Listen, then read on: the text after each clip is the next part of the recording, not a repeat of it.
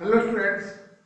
Last lecture में हम लोगों ने कार्बोक्सिलिक एसिड के फिजिकल प्रॉपर्टीज के बारे में पढ़ा था कि कार्बोक्सिलिक एसिड की फिजिकल प्रॉपर्टीज क्या होती है, उनके मेल्टिंग और बॉइलिंग पॉइंट्स पे क्या प्रभाव पड़ता है, उनका फिजिकल स्टेट क्या होता है, स्मेल क्या होती है। इन सारी चीजों पे हम लोगों ने बात किया था। तो आज हम लोग बात करेंगे कार्बोक्सिलिक एसिड के केमिकल प्रॉपर्टीज के बारे में। कौन कौन सी ऐसी प्रॉपर्टीज है जो कार्बोक्सिलिक एसिड देता है। हम लोग अगर कार्बोक्सिलिक एसिड के स्ट्रक्चर को देखें तो स्ट्रक्चर में हम लोगों को देखने के लिए मिलता है कि कार्बोक्सिलिक एसिड के अंदर कई सारे ऐसे एटम्स के बीच में जो बॉन्ड्स हैं वो बड़ी आसानी से क्लीव हो सकते हैं। तो इसलिए कार्बोक्सिलिक एसिड जो है वो डिफरेंट डिफरेंट प्रॉपर्टीज देता है। कार्बोक्सिलिक एसिड के अंदर दो तरह के फंक्शनल ग्रुप भी हैं। तो दोनों फंक्शनल ग्रुप जो होते हैं उनकी वजह से भी कुछ डिफरेंट प्रॉपर्टीज आती हैं जो अन्य ऑर्गेनिक कंपाउंड्स की तुलना में डिफरेंट होती हैं। इसके साथ साथ एक एल्किल ग्रुप भी है और एल्किल ग्रुप अपना सेपरेट प्रॉपर्टीज देता है। तो उस एल्किल ग्रुप के कारण भी कुछ अलग प्रॉपर्टीज आती हैं जैसा कि अन्य सभी कंपाउंड्स में हम लोगों ने पढ़ा है। तो आइए देखते हैं chemical properties of carboxylic acid. Chemical properties of carboxylic acid. Carboxylic acid chemical properties क्या है कार्बोक्सिलिक एसिड की। कार्बोक्सिलिक एसिड की केमिकल प्रॉपर्टीज क्या होगी? तो देखो, कार्बोक्सिलिक एसिड है R C double bond O bond H. तो अगर यहां पे हम लोग देखें तो ये O और H का बॉन्ड क्लीव हो सकता है। तो ऐसे रिएक्शंस मिलेंगी जिसमें O और H के बीच का बॉन्ड क्लीव होता है। तो पहली रिएक्शन हम लोग यही देखेंगे जिसमें O और H के बीच का बॉन्ड क्लीव होता है। दूसरी रिएक्शन देखेंगे जब कार्बन और ऑक्सीजन के बीच का बॉन्ड क्लीव होता है, यानी ऐसी रिएक्शंस जो हाइड्रोक्साइड आयन की वजह से होगी। दूसरा हम लोग जो रिएक्शन देखेंगे वो इस कार्बोनिल ग्रुप के कारण। कौन कौन सी ऐसी रिएक्शंस हैं जो इस कार्बोनिल ग्रुप के कारण होती हैं? तो कार्बोनिल ग्रुप से होने वाली सभी रिएक्शंस को हम लोग देखेंगे। और तीसरी तरह की जो रिएक्शन होगी वो इस एल्किल ग्रुप के कारण, जो ये एल्किल ग्रुप लगा हुआ है इसकी वजह से कौन कौन सी रिएक्शंस होती हैं। तो इस तरह से कार्बोक्सिलिक एसिड में अगर हम लोग बात करें तो 1, 2, 3 और 4 टाइप्स की रिएक्शन हम लोग बात करेंगे। 4 टाइप के रिएक्शंस के बारे में जानेंगे। तो केमिकल प्रॉपर्टीज में जो कार्बोक्सिलिक एसिड है वो सबसे पहला जो रिएक्शन देता है वो कौन सा देता है? Reactions due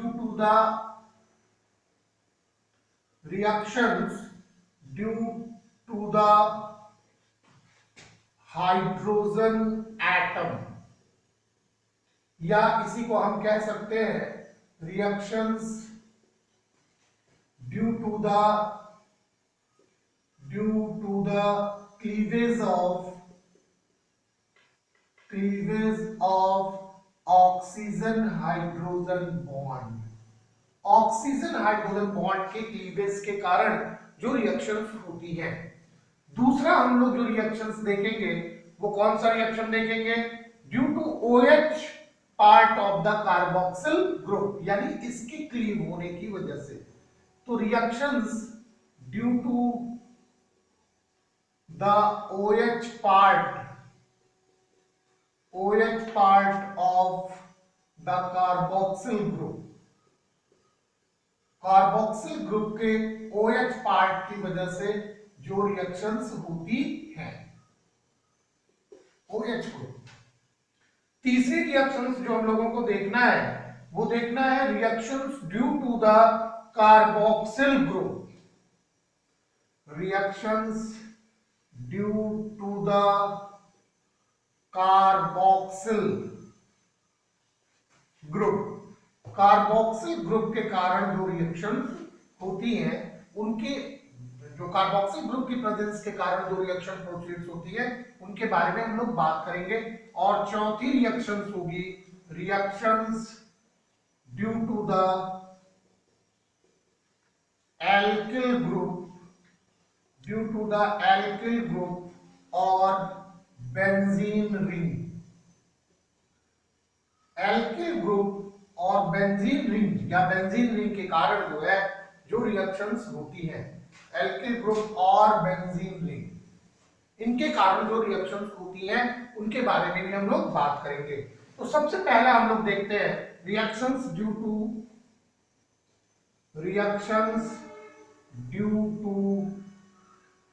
the hydrogen atom of carboxylic group. Carboxylic group में जो हाइड्रोजन एटम लगा है, इस हाइड्रोजन एटम की वजह से कौन कौन सी रिएक्शंस होती हैं। तो देखो, इस हाइड्रोजन एटम के द्वारा जो रिएक्शंस प्रोसीड होती हैं उसमें सबसे पहली चीज जो हम लोग देखते हैं वो है acidic character.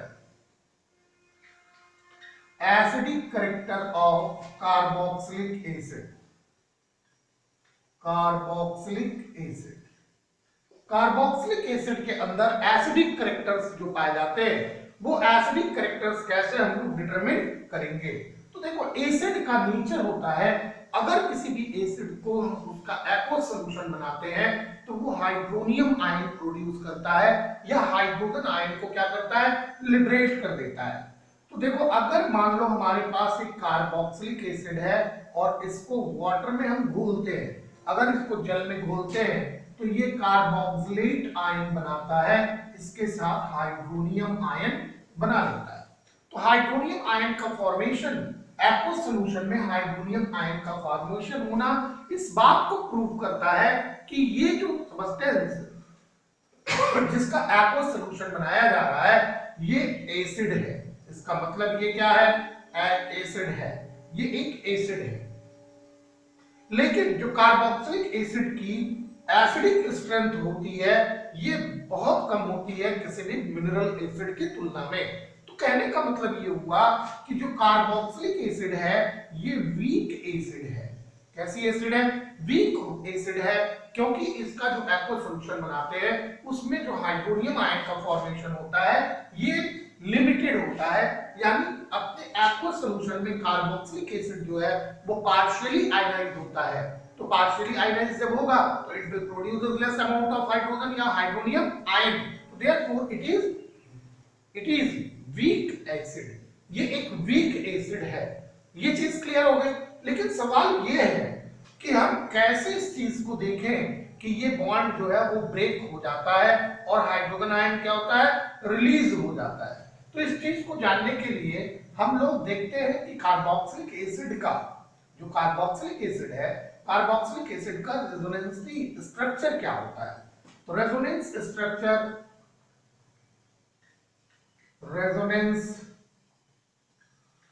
Structure of carboxylic acid.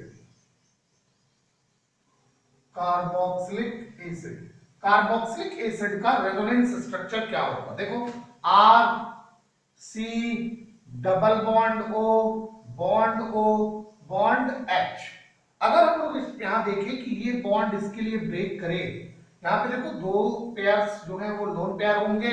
अगर ये बॉन्ड इसके लिए ब्रेक करे और यहाँ के दो इलेक्ट्रॉन इसके लिए शेयर करें तो ऐसी कंडीशन में क्या हो जाएगा, इसका एक रेजोनेंट स्ट्रक्चर बनेगा जिसमें RC सिंगल बॉन्ड हो। अब ये 2 2 4 2 6 हो गया, स्लाइटली कैसा हो गया, नेगेटिव हो गया। यहाँ पे कार्बन के साथ डबल बॉन्ड ऑक्सीजन हो गया, ऑक्सीजन कैसा हो गया, स्लाइटली पॉजिटिव हो गया। अब ऑक्सीजन पॉजिटिव तो रह नहीं सकता, ऑक्सीजन पॉजिटिव रह नहीं सकता और इस वजह से ऑक्सीजन जो होगा वो इस हाइड्रोजन के साथ वाले बॉन्ड को क्लीव करने की कोशिश करेगा। और अगर ये इसको इजीली क्लीव करता है, यानी हाइड्रोजन आयन जो है वो इजीली रिलीज हो जाता है, तो ऐसी कंडीशन में इसकी एसिडिक स्ट्रेंथ जो होगी वो अधिक हो जाएगी। दूसरी चीज हम लोग ये जाने कि और भी कोई तरीका है जिसके द्वारा हम लोग इस बात को प्रूव कर सकते हैं क्या कि ये कार्बोक्सिलिक एसिड जो है वो नेचर में एसिडिक है। तो और भी तरीके हैं। कैसे तरीका है, अगर इसको हम लोग किसी भी बेस से रिएक्ट कराएं, तो देखें क्या साल्ट और वाटर बनता है। किसी भी एसिड का एक कैरेक्टरिस्टिक्स होता है कि अगर एसिड को बेस से हम रिएक्ट कराते हैं तो न्यूट्रलाइजेशन रिएक्शन होता है और साल्ट और वाटर बनता है। देखो RCOOH, अगर एक हमने बेस लिया NaOH तो निकला क्या RCOO Na प्लस क्या निकला H2O, RCOO Na plus H2O। तो ये सोडियम एसीटेट का साल्ट बन गया, सॉरी सोडियम कार्बोक्सिलेट का साल्ट बन गया, सोडियम कार्बोक्सिलेट का साल्ट बना। ये साल्ट है सोडियम कार्बोक्सिलेट का और वाटर रिलीज हो गया। तो ये acetic acid, sorry acetic acid carboxylic acid, carboxylic acid prove होता है कि ये नेचर में कैसा है, एसिडिक है। क्योंकि जब कभी भी हम लोग इसको बेस से रिएक्ट कराते हैं तो साल्ट और वाटर बनता है। दूसरी चीज अगर हम लोग देखें, क्या चीज कि अगर मान लो हमने लिया RCOOH और इसको हमने मेटल से रिएक्ट कराया तो जैसे ही हम मेटल से रिएक्ट कराएंगे ये फिर से साल्ट बनाएगा RCOO और हाइड्रोजन गैस रिलीज होगी। तो मेटल से एसिड जब कभी भी मेटल से रिएक्ट करती है तो साल्ट बनाती है और साल्ट बनाने के साथ साथ क्या करती है, हाइड्रोजन गैस रिलीज करती है। तो ये रिएक्शंस इस बात को वेरीफाई करते हैं कि कार्बोक्सिलिक एसिड जो है वो नेचर में कैसी है, एसिडिक है। नेचर में कैसी है, एसिडिक। अब आइए जो कार्बोक्सिलेट आयन बनता है, यहां पे अगर देखें जो कार्बोक्सिलेट आयन बनता है, ये कार्बोक्सिलेट आयन भी जो है वो रेजोनेंसली हाइब्रिड शो करता है, ये भी रेजोनेंटली स्टेबलाइज होता है। देखो कार्बोक्सिलेट आयन कैसे बना, RC डबल बॉन्ड O ये बना, यहाँ पे 2 इलेक्ट्रॉन, 2 4 इलेक्ट्रॉन और 2 6, क्योंकि जो हाइड्रोजन को रिलीज किया तो हाइड्रोजन आयन के रूप में रिलीज होता है। यहाँ 2 2 4, ये बॉन्ड इसके लिए ब्रेक करे और ये यहाँ के लिए शेयर कर ले तो इसका एक और रेजोनेंट स्ट्रक्चर मिलेगा, ये होगा RC। अब यहाँ पे सिंगल बॉन्ड हो गया 2 2 4 और 2 6, ये नेगेटिव हो गया। यहाँ पे क्या होगा, डबल बॉन्ड हो जाएगा और अब ये 2 2 4 बचा, ये डबल बॉन्ड हो गया। अभी इसी का एक रेजोनेंट हाइब्रिड देख लें तो RC बॉन्ड O और यहाँ पे ऐसे डॉटेड बॉन्ड लगा देते हैं, तो ये इसका रेजोनेंसी हाइब्रिड बन गया। यानी जब भी कभी आवश्यकता हो तो ये डबल बॉन्ड इस ऑक्सीजन के साथ, या फिर जब आवश्यकता हो तो ये डबल बॉन्ड इस ऑक्सीजन के साथ लग सकता है। तो इस तरह से कार्बोक्सिलेट आयन जो होता है वो स्टेबलाइज हो जाता है। तो इतनी चीजें क्लियर हो गई होंगी, फटाफट इसको नोट करिए। फिर हम लोग देखते हैं कि कैसे इसके एसिडिक स्ट्रेंथ को हम लोग कैलकुलेट करते हैं, वो कौन से तरीके हैं जिनके द्वारा हम इनके एसिडिक स्ट्रेंथ को कैलकुलेट कर सकते हैं।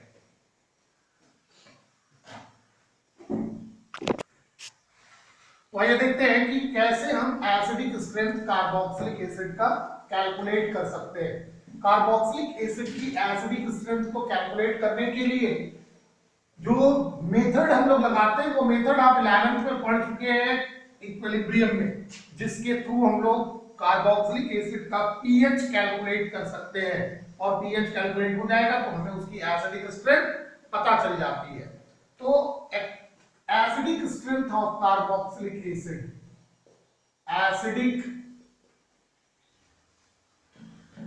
Strength of carboxylic acid, carboxylic acid की एसिडिक स्ट्रेंथ क्या होगी, कार्बोक्सिलिक एसिड की एसिडिक स्ट्रेंथ कैसे हम कैलकुलेट करें। देखो कार्बोक्सिलिक एसिड के लिए हम लोगों ने क्या पढ़ा, RCOOH।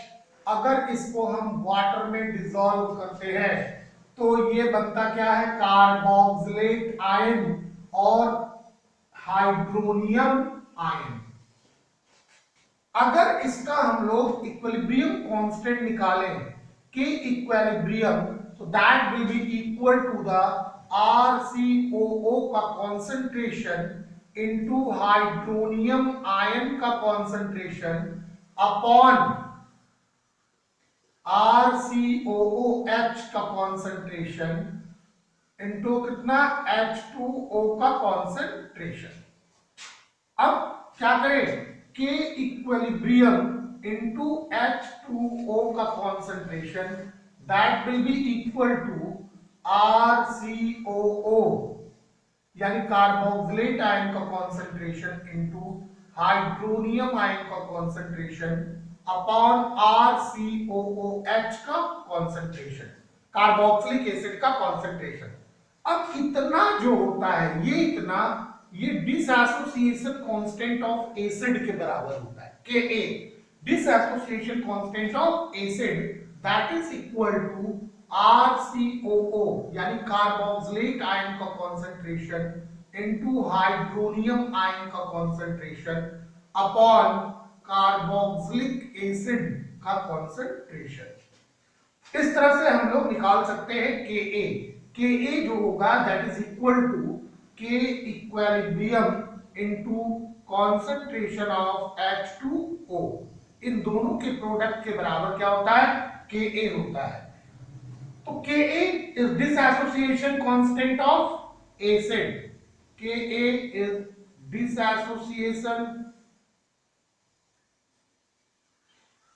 disassociation constant of acid. ये एसिड का डिसएसोसिएशन कांस्टेंट है। तो इतनी चीजें क्लियर हो गई होंगी। इसी को हम एसिडिटी कांस्टेंट भी कहते हैं। इसका मतलब क्या कि as the value of Ka increases, the acidic strength of acid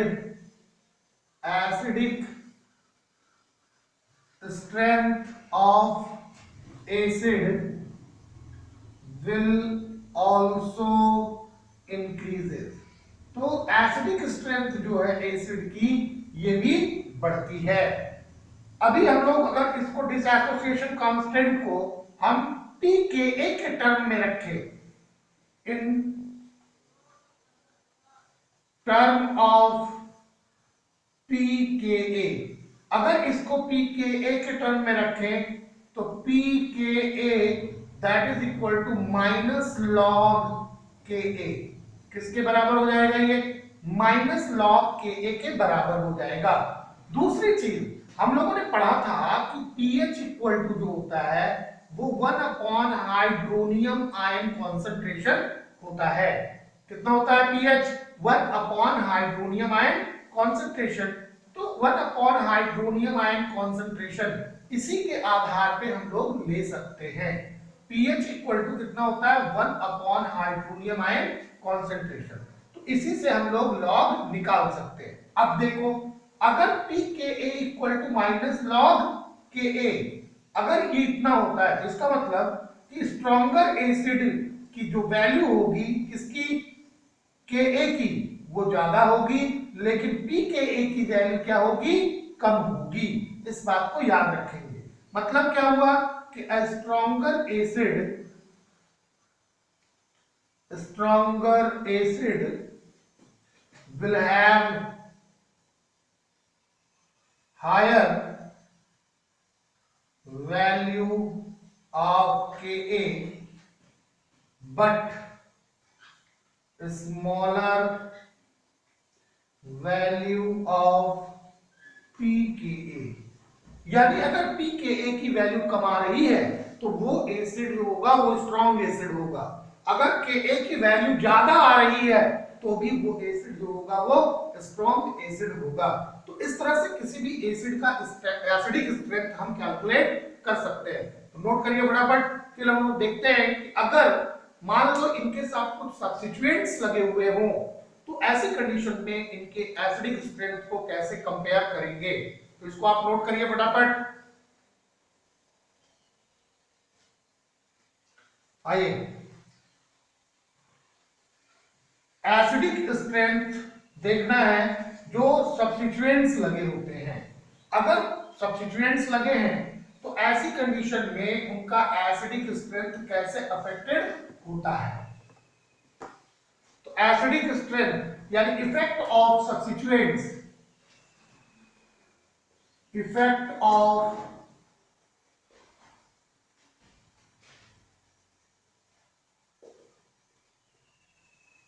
substituents on acidic strength of an acid। किसी भी एसिड पे, जो कार्बोक्सिलिक एसिड की बात कर रहे हैं, तो यहाँ पे कार्बोक्सिलिक एसिड पे जो सब्स्टिट्यूएंट्स लगे होंगे, उन सब्स्टिट्यूएंट्स के लगे होने से उनकी एसिडिक स्ट्रेंथ पर क्या प्रभाव पड़ेगा। इस चीज को जानने के लिए एक बार फिर हम लोगों को देखना होगा कि जो कार्बोक्सिलिक एसिड का स्ट्रक्चर है वो क्या है। देखो, OH, RC double bond O bond O bond H। अभी ध्यान देने की बात ये है कि जो सब्स्टिट्यूएंट्स लगे हैं वो सब्स्टिट्यूएंट्स कैसे हैं। अगर लगे हुए सब्स्टिट्यूएंट्स जो होते हैं वो ऑक्सीजन और हाइड्रोजन की बॉन्ड को आसानी से क्लीव होने में मदद करते हैं, तो इसका मतलब जो एसिड होगी वो हाइली एसिडिक होगी। इसका मतलब उसके एसिडिक स्ट्रेंथ जो होगी वो आसानी से वो ज्यादा होगी। यानी जितनी आसानी से ये हाइड्रोजन जो है वो इस एसिड से निकल करके अलग हो जाएगा, उतना ही आसान होगा इसकी एसिडिक स्ट्रेंथ को बताना, यानी उतना ही ज्यादा इसका एसिडिक स्ट्रेंथ होगा। लेकिन सपोज करो कि कोई ऐसा यहां पे सब्स्टिट्यूएंट्स लगा हुआ है जो इस कार्बन की नेगेटिविटी को बढ़ाता है, जो कार्बन की नेगेटिविटी को बढ़ा देता है, तो ऐसी कंडीशन में वो इस बॉन्ड को ब्रेक नहीं होने देगा, क्योंकि जब तक ऑक्सीजन पॉजिटिव नहीं होगा तब तक ये ऑक्सीजन और हाइड्रोजन के बीच का बॉन्ड ब्रेक नहीं करेगा। तो अगर एसिडिक स्ट्रेंथ को बढ़ाना है, एसिडिक स्ट्रेंथ के बारे में अगर हमें चेक करना है, तो देखना है कि जो सब्स्टिट्यूएंट्स लगा है उसकी वजह से इस ऑक्सीजन के ऊपर कौन सा चार्ज एक्वायर हो रहा है।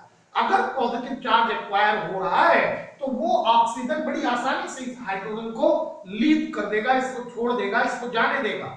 लेकिन अगर कोई ऐसा सब्स्टिट्यूएंट्स लगा हुआ है जो इस कार्बन के चारों तरफ इलेक्ट्रॉन डेंसिटी बढ़ाता है, जिससे इस ऑक्सीजन के ऊपर नेगेटिव चार्ज आता है, तो जितना ज्यादा नेगेटिव चार्ज आएगा वो हाइड्रोजन को उतना ही स्ट्रांगली होल्ड करेगा, हाइड्रोजन को निकलने नहीं देगा। तो जब तक हाइड्रोजन आयनाइज नहीं होगा तब तक ये एसिडिक कैरेक्टर नहीं देगा। इसका मतलब इसकी एसिडिक स्ट्रेंथ क्या होगी, घट जाएगी। अभी जितने भी सब्स्टिट्यूएंट्स हैं उन सभी सब्स्टिट्यूएंट्स को हम लोग दो सीरीज में डिवाइड करते हैं। एक ऐसे सब्स्टिट्यूएंट्स होते हैं जो इलेक्ट्रॉन विड्रॉइंग ग्रुप कहलाते हैं, और एक ऐसे सब्स्टिट्यूएंट्स होते हैं जिनको इलेक्ट्रॉन डोनेटिंग ग्रुप कहते हैं। तो अगर इलेक्ट्रॉन विड्रॉइंग ग्रुप लगे हुए हो तो एसिडिक स्ट्रेंथ पे क्या प्रभाव पड़ेगा। अगर electron withdrawing group, electron donating group लगे हुए हो तो सब्स्टिट्यूएंट्स पर क्या प्रभाव पड़ेगा। तो सबसे पहले देखते हैं इलेक्ट्रॉन डोनेटिंग और releasing substituents, EDG, electron donating group, electron donating group. अगर इलेक्ट्रॉन डोनेटिंग ग्रुप लगा हुआ है तो कोई भी इलेक्ट्रॉन डोनेटिंग ग्रुप, तो मेनली इलेक्ट्रॉन डोनेटिंग ग्रुप जो होते हैं वो एल्किल ग्रुप होते हैं। एल्किल ग्रुप्स जो होंगे वो इलेक्ट्रॉन डोनेटिंग ग्रुप होते हैं। जैसे अगर R की वैल्यू हम रख दें CH3, तो CH3 C double bond O bond O bond H। अब इस सिचुएशन में अगर हम देखें तो जो ये मेथल ग्रुप लगा हुआ है ये इलेक्ट्रॉन डोनेटिंग ग्रुप है, ये इलेक्ट्रॉन डोनेट करेगा। ऐसी कंडीशन में इस कार्बन के चारों तरफ जो होगा, कार्बन के चारों तरफ इलेक्ट्रॉन डेंसिटी क्या होगी, बढ़ जाएगी। और जब कार्बन के चारों तरफ इलेक्ट्रॉन डेंसिटी बढ़ेगी, ऐसी कंडीशन में oxygen acquires negative charge, oxygen जो होगा वो नेगेटिव चार्ज एक्वायर कर लेगा। और जब ऑक्सीजन के ऊपर नेगेटिव चार्ज एक्वायर होगा तो ये हाइड्रोजन आसानी से निकल के नहीं जाएगा, क्योंकि ऐसी कंडीशन में इनके बीच में लगने वाले जो अट्रैक्टिव फोर्सेस है वो बढ़ जाएंगे, और बढ़ने की वजह से हाइड्रोजन नहीं निकलेगा। और जब हाइड्रोजन नहीं निकलेगा तो इसकी एसिडिक स्ट्रेंथ जो है वो डिटरमिन नहीं होगी। ठीक इसी तरह से अगर मान लो HC डबल बॉन्ड OH है, यानी मैथनोइक एसिड है या फॉर्मिक एसिड है, ऐसी कंडीशन में देखो इस कार्बन के चारों तरफ कोई भी इलेक्ट्रॉन डोनेटिंग ग्रुप नहीं है, कोई भी एल्किल ग्रुप नहीं है, कोई भी एल्किल ग्रुप नहीं है। बहुत ध्यान से इस चीज को समझने की जरूरत है। Electron donating group mainly alkyl group ही होते हैं। जितना बल्कि एल्किल ग्रुप होगा उतना ही स्ट्रांगली हाइड्रोजन को ये ऑक्सीजन अपनी तरफ अट्रैक्ट करेगा, तो उसकी एसिडिक स्ट्रेंथ उतनी ही घटती जाएगी। लेकिन अगर मैथनोइक एसिड को देखें तो इस मैथनोइक एसिड में कोई भी एल्किल ग्रुप नहीं लगा हुआ है, इस कार्बन के साथ कहीं भी नहीं है। जब कोई भी एल्किल ग्रुप नहीं है तो ऐसी कंडीशन में क्या होता है, रेजोनेंटली जो स्टेबलाइजेशन होता है उसमें इस ऑक्सीजन के पास जो इलेक्ट्रॉन है वो इसके साथ शेयर अप हो सकते हैं। और अगर इसने शेयर किया, ऐसे डबल बॉन्ड यहां बनाया और यहां भी इस तरह से बॉन्ड बने, जो ये रेजोनेंसी हाइब्रिड स्ट्रक्चर आएगा, ये हाइब्रिड स्ट्रक्चर आएगा। या ऐसे मान ले कि इसने अपना बॉन्ड इसके लिए ब्रेक कर दिया और इसने क्या किया, शेयर कर लिया, तो ये ऑक्सीजन तो नेगेटिव हो गया, लेकिन ये ऑक्सीजन जो है वो कैसा हो गया, पॉजिटिव हो गया।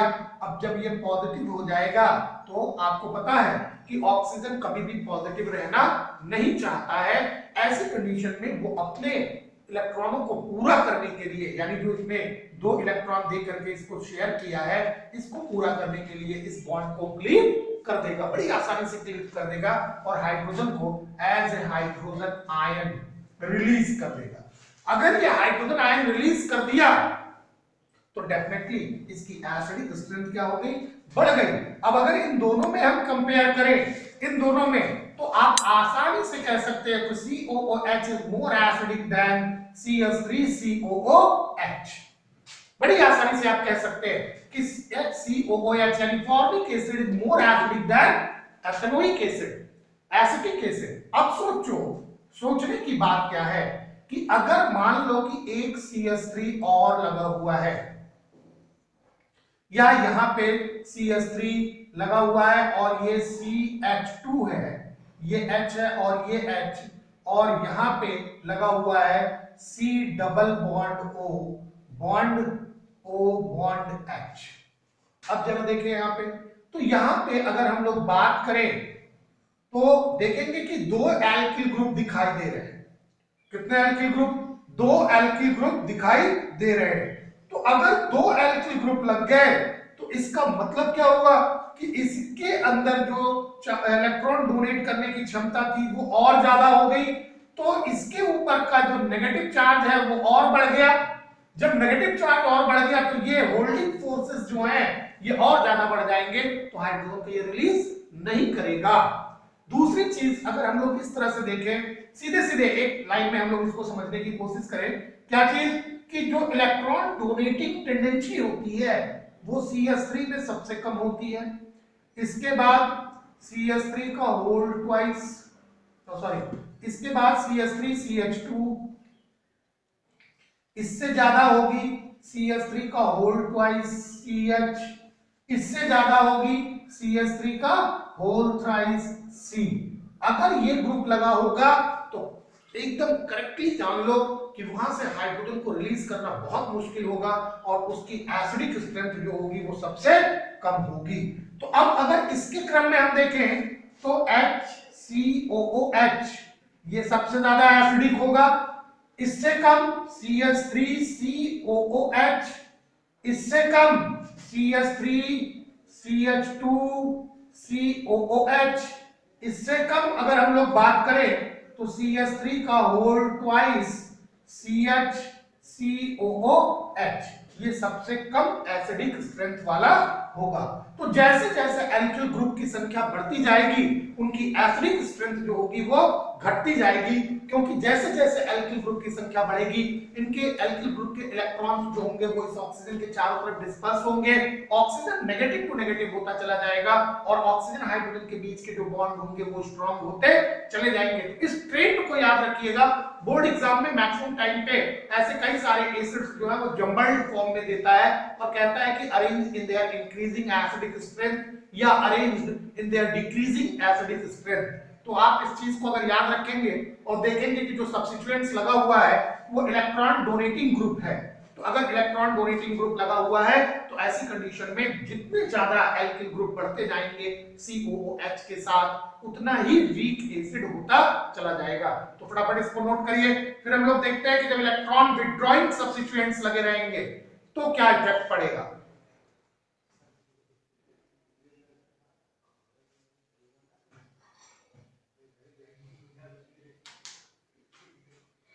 आइए देखते हैं कि अगर इलेक्ट्रॉन विथड्रॉइंग ग्रुप लगा हुआ है तो क्या फर्क पड़ता है। इलेक्ट्रॉन विथड्रॉइंग ग्रुप वो होते हैं जो इलेक्ट्रॉन को विथड्रॉ कर लेते हैं, निकाल लेते हैं। तो अगर इलेक्ट्रॉन को निकाल लेंगे तो उनके ऊपर का नेगेटिव चार्जेस क्या होगा, घट जाएगा, और नेगेटिव चार्जेस जब घटेगा तो इसका मतलब क्या हुआ, पॉजिटिव चार्जेस बढ़ जाएगा। EWG या इलेक्ट्रॉन विथड्रॉइंग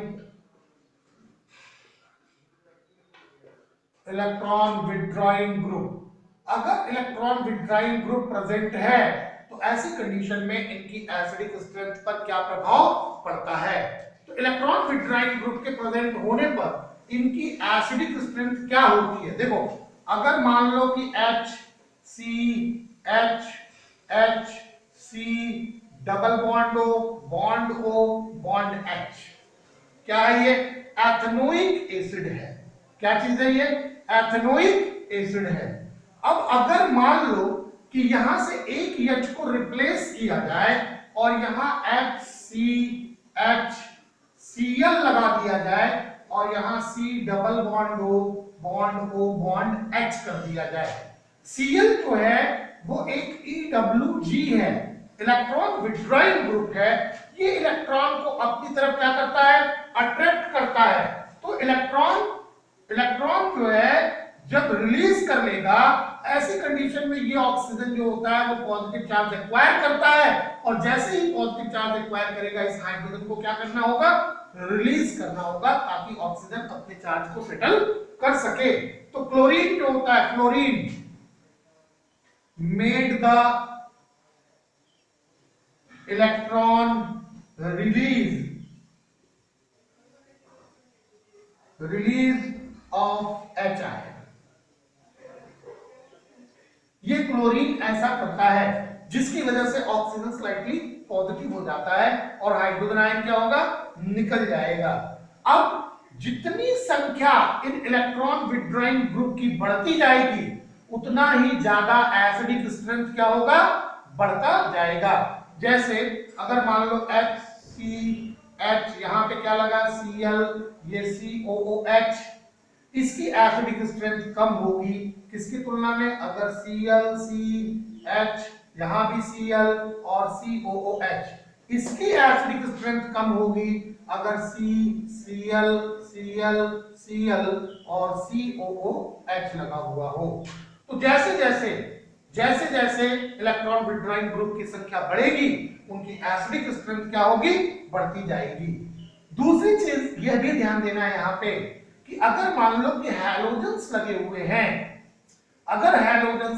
हैं इलेक्ट्रॉन विथड्रॉइंग ग्रुप के लिए, तो इनकी एसिडिक स्ट्रेंथ हैलोजेंस के नेचर पर भी निर्भर करेगी। उसमें यह भी देखना है कि कौन सा halogen more and more electronegative है। जैसे अगर मान लो हम लोग बात करें हैलोजेंस के नेचर की, तो अगर फ्लोरीन लगा है FCH2COOH, that will be more acidic than ClCH2COOH is more acidic than BrCH2COOH is more acidic than ICH2COOH।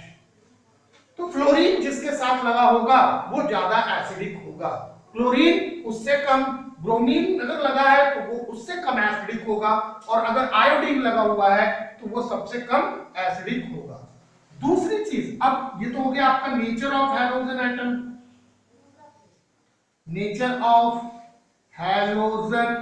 Atom, दूसरी चीज अगर हम लोग देखें तो पोजीशन की बात करते हैं, पोजीशन ऑफ हैलोजन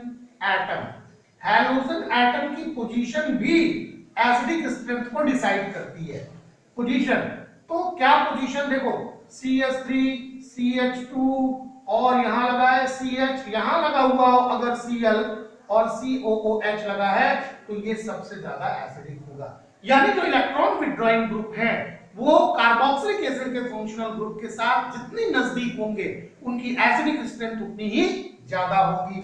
अब अगर मान लो कि ये Cl जो है वो यहां लगा है, CH3 CHCl CH2 COOH, और उससे भी कम होगा अगर ये Cl CH2 COOH लगा हुआ हो, ये सबसे कम एसिडिक होगा। तो इतनी चीजें आप लोगों को क्लियर हो गई हैं, फटाफट इन चीजों को नोट करिए और फिर हम लोग देखते हैं अगला कि जो इसके अंदर कार्बोक्सिलिक ग्रुप लगा हुआ है, ये कार्बोक्सिलिक ग्रुप जो है वो कैसे अफेक्टेड करता है इनके एसिडिक स्ट्रेंथ को, कैसे इनका हाइब्रिडाइजेशन अफेक्टेड होता है। तो इतनी चीजें फटाफट नोट करें।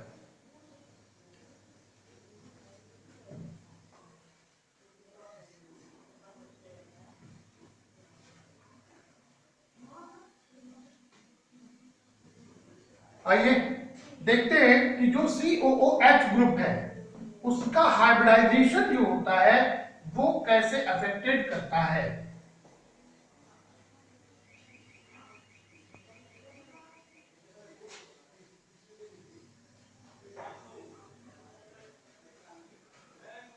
Effect of type of hybridisation,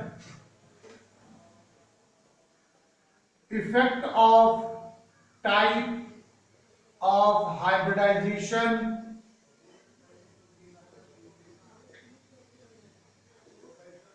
effect of type of hybridization of carbon atom bonded to COOH। COOH के साथ जो बॉन्डेड है उस कार्बन के हाइब्रिडाइजेशन का क्या प्रभाव पड़ता है।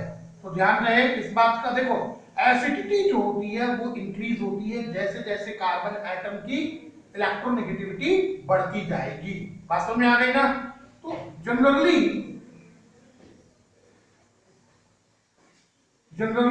एसिडिक स्ट्रेंथ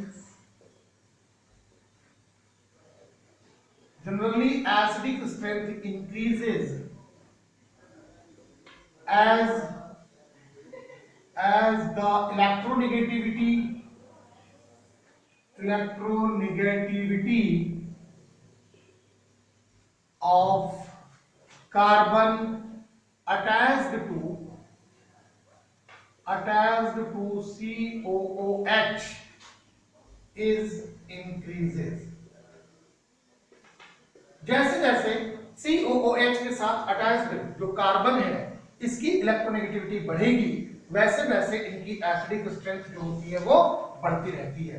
तो अगर sp3 हाइब्रिडाइजेशन है तो sp3 हाइब्रिडाइजेशन से ये sp2 होता है और sp2 से क्या हो जाता है, sp हो जाता है। बात समझ में आ गई ना।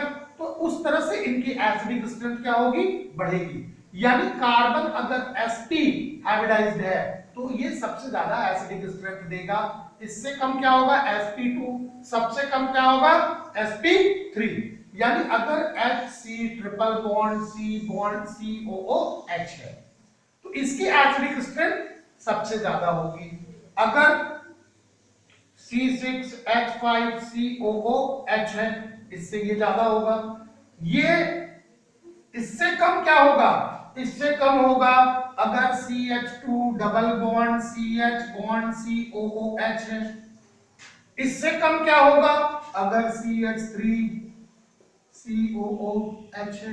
ध्यान देना यहाँ पे, ये कार्बन जो इस कार्बोक्सिलिक ग्रुप के साथ जुड़ा हुआ है, यहां देखो sp हाइब्रिडाइज है, यहां भी ये कार्बन जो इससे जुड़ा हुआ है ये sp हाइब्रिडाइज है, sp2 है, sp2 हाइब्रिडाइज है।